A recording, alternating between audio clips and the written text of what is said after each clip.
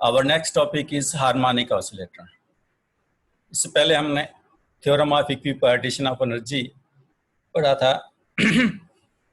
उस टॉपिक में हमने मैक्सवेल बोल्ट्जमैन डिस्ट्रीब्यूशन जो है उसको अप्लाई किया था।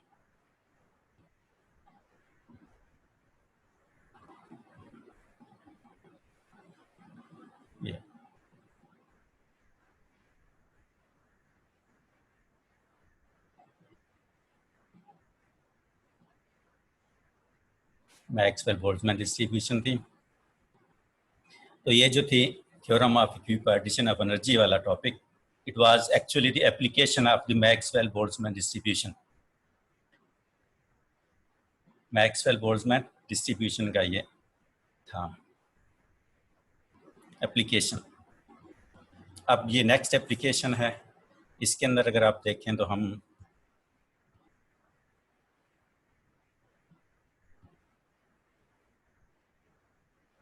ये पार्टीशन फंक्शन को कंसीडर कर रहे हैं। Partition function, this is the application of the partition function. Canonical partition function की ये एप्लीकेशन है हार्मोनिक ऑसिलेटर या one dimensional harmonic oscillator. According to classical mechanics, there is no restriction on the energy of one-dimensional simple harmonic oscillator. Therefore, its energy at absolute temperature T is kBT. kBT, यहाँ T missing है, T भी यहाँ पे temperature kBT. So E is equal to kBT. Thermal energy इसको कहते हैं।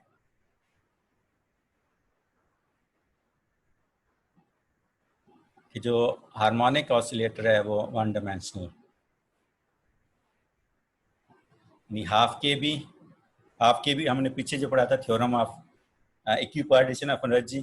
अगर हम एक्स एक्सिस की बात करें तो एक्सिस के लॉन्ग 1/2 kBT उसकी एनर्जी थी, और वो हमने कहा था कि ये किनेटिक एनर्जी है, हाफ mv²। तो अगर हाफ kBT किनेटिक एनर्जी है तो हाफ kBT पोटेंशियल एनर्जी भी होगी। दोनों को ऐड करने के half kBT plus half kBT, तो ये हाफ प्लस हाफ 1 kBT। तो ये एक डायमेंशन एक्स एक्सिस के लॉन्ग जो हार्मोनिक ऑसिलेटर है, जब वो ऑसिलेट करेगा तो उसकी एनर्जी उसकी एनर्जी जो है वो kBT के इक्वल होगी। टी टेम्परेचर एब्सोल्यूट टेम्परेचर है, इस वजह से इसको थर्मल एनर्जी का नाम भी दिया जाता है। और क्लासिकल मैकेनिक्स में क्योंकि टेम्परेचर जो है एब्सोल्यूट टेम्परेचर है, ये जीरो भी हो सकता है। टी जीरो होगा तो एनर्जी जीरो हो जाएगी। यानी क्लासिकल मैकेनिक्स के मुताबिक हार्मोनिक ऑसिलेटर की एनर्जी जो है वो जीरो होगी एट एब्सोल्यूट जीरो टेम्परेचर पर। On the other hand, according to quantum mechanics, the energy of the oscillator may have only discrete values, यानी energy is equal to n plus half h nu. इसमें h Planck's constant है और nu जो है frequency of the harmonic oscillator है। Where is it is possible states of harmonic oscillator are labeled by the whereas the possible states of harmonic oscillator are labeled by the quantum number n, which can assume all integral values, then n 0 1 2 3 4 5 so on। n integer है जिसकी value 0 से onward 1 2 3 कुछ भी हो सकती है। तो E n is equal to n plus half h nu जो है हार्मोनिक ऑसिलेटर की एनर्जी है। इसमें अगर हम minimum energy value find out करना चाहें तो we will put E is n is equal to 0, तो E 0 is equal to 0 plus 1/2 h nu, और this will be half h nu. यानी इसमें अब जो एन है क्वांटम नंबर या इंटीजर, इसको 0 रखने के बावजूद भी एनर्जी की वैल्यू 0 नहीं होती। यहाँ पे टी जो था वेरिएबल, उसको 0 पुट करने से एनर्जी की वैल्यू 0 हो जाती है क्लासिकल मैकेनिक्स के हिसाब से, लेकिन क्वांटम मैकेनिक्स में ये एनर्जी 0 नहीं होती। इस एनर्जी को E0 को हम 0 पॉइंट एनर्जी क्वांटम मैकेनिक्स में कहते हैं। The mean energy of quantum mechanical harmonic oscillator at absolute temperature T can be obtained if we set up partition function. Perturbation function नहीं है ये, this is partition function as given below। Z is equal to summation i g i exponential minus beta E i. ये canonical partition function है, पीछे हमने define किया था इसको, कैनोनिकल पार्टीशन जब हमने पढ़ा था वहीं पे।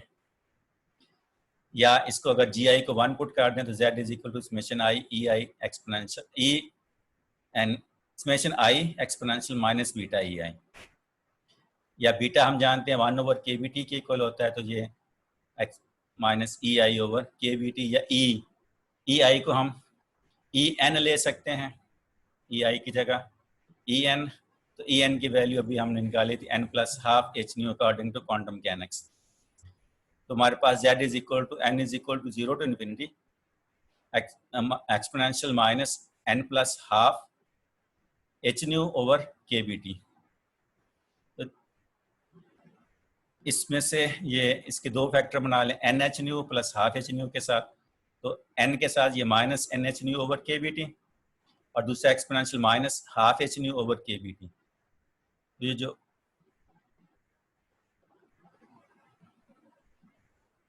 ये है minus half 1/2 h nu over k B T या माइनस एच न्यू ओवर 2 के बी टी।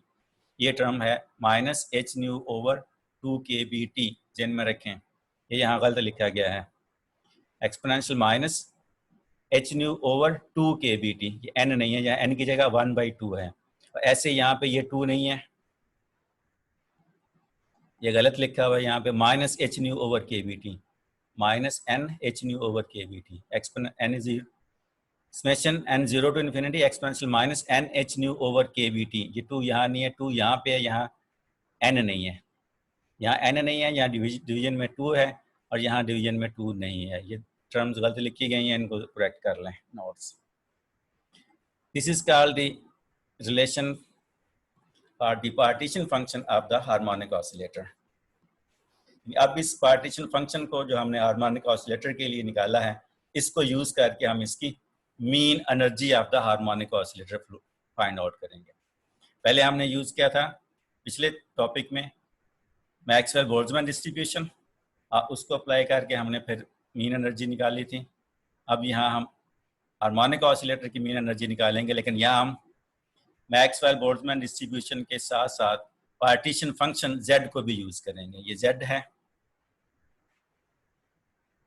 मीन एनर्जी की ये डेफिनेशन है कि E bar is equal to E n exponential minus E n over k B T divide by, यानी वही थी कि summation E i probability of E i divide by summation probability of E I.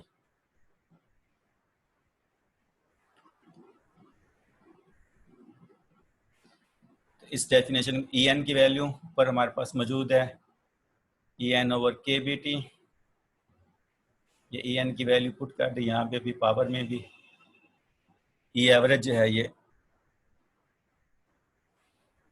N plus half h nu x minus n plus half h nu over k B T, और नीचे वाली term ये Z है partition function, जबकि E n plus half h nu था।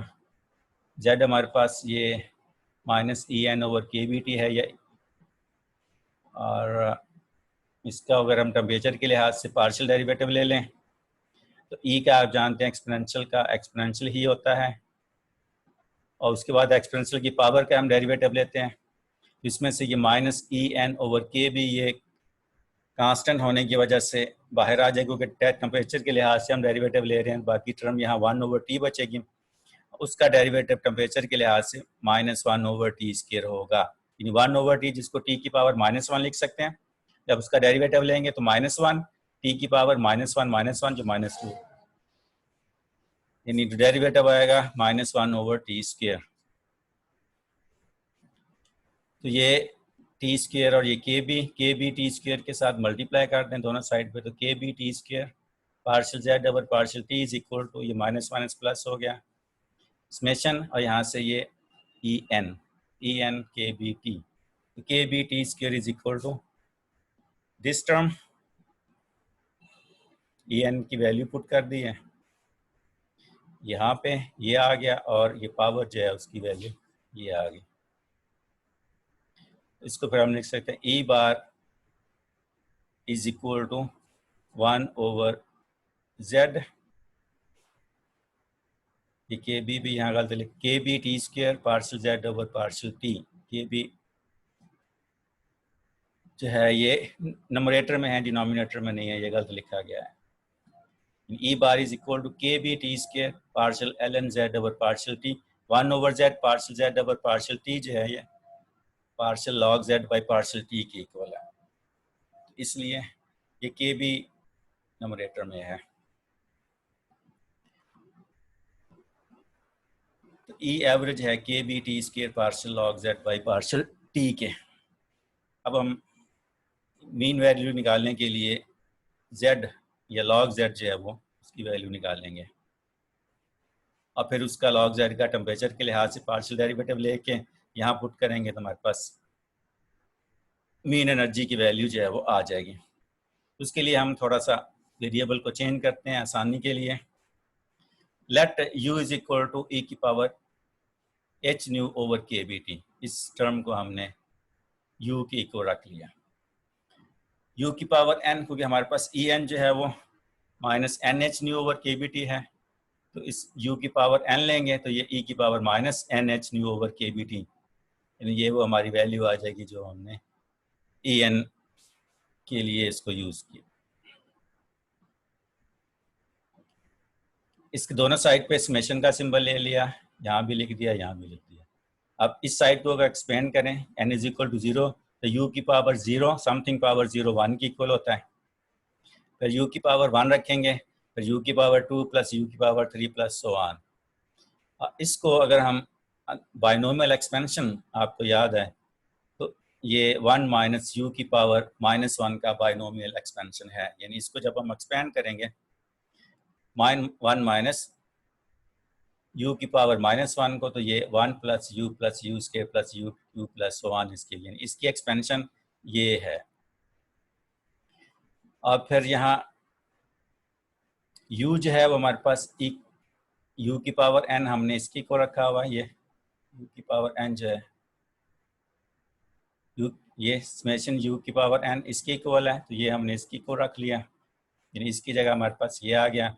और यहाँ u की वैल्यू जो exponential minus h nu over k B T है वो पुट कर दी। यहाँ भी ये n नहीं है, ये n नहीं है, माइनस एच क्यू ये u है, इस वजह से यहाँ ये n नहीं होगा। Minus h nu over k B T e की power minus h nu over k B T, ये u जो है minus h nu over k B T के इक्वल है। तो ये summation n is exponential minus h nu over k B T हमारे पास आता है 1 minus exponential minus h nu over k B T whole की पावर -1, यानी ये टर्म जो है वो हमारे पास अब इस टर्म के इक्वल है। अब ये वैल्यू हम ऊपर एक इक्वेशन में पुट करेंगे, ये जो थी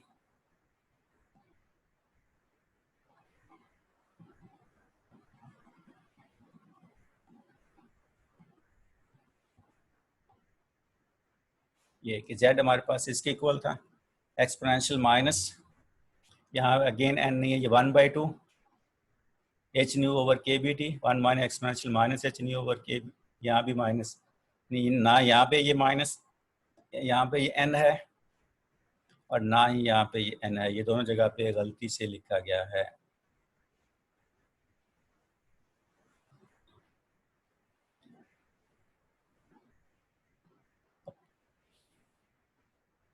ये z जो ऊपर था हमने निकाला, ये z is equal to exponential minus ये n मैंने कहा था नहीं है, ये 1 बाई एच न्यू ओवर 2 के बी टी है और exponential minus n h nu over k B T, यहाँ 2 नहीं है, यहाँ n नहीं था। उसमें हमने वो जो सेकंड टर्म थी उसकी जगह पे ये टर्म पुट कर दी। यहाँ पे भी ये ना यहाँ पे n है ना यहाँ पे n है, यहाँ पे भी n नहीं है, यहाँ पे भी n नहीं है, ये n तमाम टर्म्स में एक्स्ट्रा लिखा गया है। इसके नोट्स में आपको दे दूंगा, वहाँ से इसको करेक्ट कर लें। फिर इसका लॉग ले लिया, लॉग लेंगे तो एक्सपोनेंशियल लॉग कैंसिल हो जाते हैं, ये कैंसिल होगा तो हमारे पास माइनस n नहीं है, एच न्यू ओवर 2 के बी टी आया। फिर यहाँ जब इस प्लस क्योंकि मल्टीप्लाई हो रही है तो ये इसकी जगह प्लस आ जाएगा। पावर लॉग के शुरू में आ जाती है, तो log of this term minus h nu over k B T, exponential minus h nu over k B T. N ना यहाँ पर है ना यहाँ पर है, ये दोनों जगह आपसे गलत है। अब इसका टेम्परेचर के लिहाज से पार्शियल डेरिवेटिव ले रहे हैं। ये देखें, अब यहाँ से एन ख़त्म कर दिया, एन एक्स नहीं है यहाँ पे, ये एच न्यू ओवर 2kb, ये टी जो है ये एक्स्ट्रा लिखा गया है। H minus h nu over 2kb integral derivative से बाहर आएगा तो 1/t, जिसका डेरिवेटिव -1/t² है, तो ये टी नहीं है यहाँ पर, ये माइनस। अब इसमें लॉग वाली टर्म है, लॉग वाली टर्म का लॉग का 1 जो टर्म उसकी है minus h nu over k B T. फिर आप लॉग की जो पावर है 1 से डेरिवेटिव 0, और इसका डेरिवेटिव जो आएगा minus h nu over k B T. ये एक्सपोनेंशियल का पहले एक्सपोनेंशियल ही आया, वह एक्सपोनेंशियल की पावर से लेंगे तो माइनस एच न्यू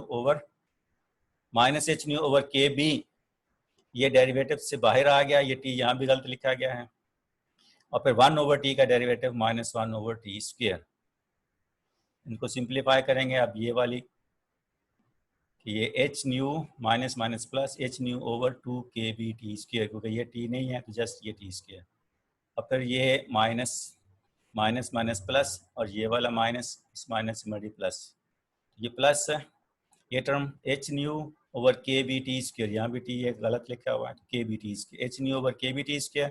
ये term minus h nu over kb/t and divided by this term 1 minus E minus h nu over kb/t, यहाँ भी माइनस गलत लिखा हुआ है। ये H nu over kb/t² common निकाल लिया तो यहाँ 1/2 आ गया। यहाँ पे ये टर्म बचेगी, यहाँ पे ये n जो है वो नहीं है, यहाँ पे भी n नहीं है।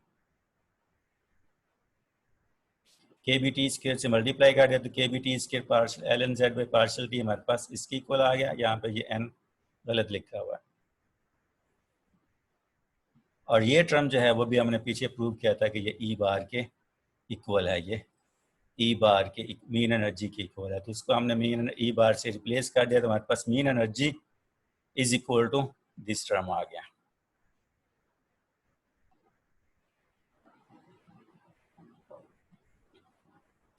अब यहाँ ये ऊपर नीचे दोनों टर्म के लिए हमने ये exponential H nu over kb/t minus गलत लिखा हुआ है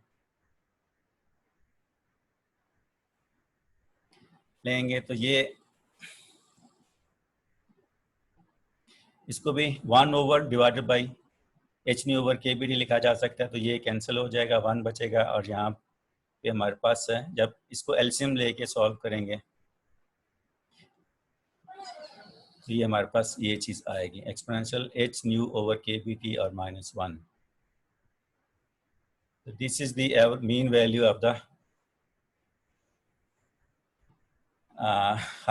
energy for the harmonic oscillator. अब इसको थोड़ा सा मज़ीद सिंप्लीफाई करते हैं कि अगर हम टी के ऊपर कोई कंडीशन लगा दें कि when T is very high, when T is very low, high temperature पे क्या वैल्यू आएगी और लो टेम्परेचर पे वैल्यू क्या होगी, उसके लिए हम ये एक्सपोनेंशियल एक्स का एक्सपेंशन कंसिडर करते हैं कि exponential x is equal to 1 + x + x² over 2 factorial + x³ over 3 factorial plus so on. इसमें अगर हम x³ और हायर पावर्स ऑफ x को नेगलेक्ट कर दें, व्हेन x इज स्मॉल, तो हमारे पास ये एक्सपेंशन आएगा e की power x is equal to 1 + x + x² by 2 factorial या x² बाई 2। अब यहाँ ये जो पावर है e की h न्यू ओवर kb/t, इसको हम x की इक्वल ले रहे हैं, फिर e की power h nu over kb/t will be equal to 1 + h nu over kb/t plus h nu over kb/t का स्क्वायर और फिर मल्टीप्लाइड बाय 1/2। अब हम कंडीशन लगा रहे हैं कि when temperature T is very very high, when temperature T is very very high, then x is equal to h nu over T high होगा तो h स्मॉल होगा, then h will be very very x will be very very small. In that case, we can put x is e की power h nu over kb/t को हम लिख सकते हैं 1 + h nu over kb/t और h nu over kb/t का square into 1/2 factorial या 1/2। और ये वैल्यू फिर हमने इस इक्वेशन में पुट कर दी यहाँ पर।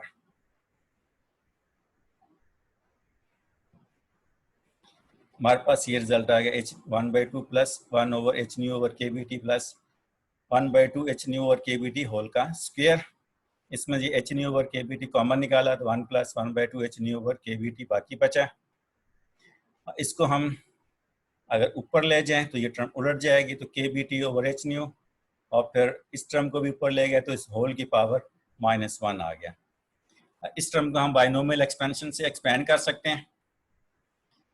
तो फर्स्ट टर्म 1 और फिर इस -1/2 h/ke_bt, इसमें ये पहली दो टर्म्स लिखी हैं। इसमें नेक्स्ट टर्म जो आती है वो इसमें h/ke_bt का स्क्वायर और फिर उसमें h/ke_bt वाला क्यूब, सारी टर्म हमने स्क्वायर और उससे हायर पावर वाली टर्म सारी निगलेक्ट करके सिर्फ पहली दो टर्म्स, ये पहली टर्म है और ये इस एक्सपेंशन की दूसरी टर्म है, पहली दो टर्म्स लिखी।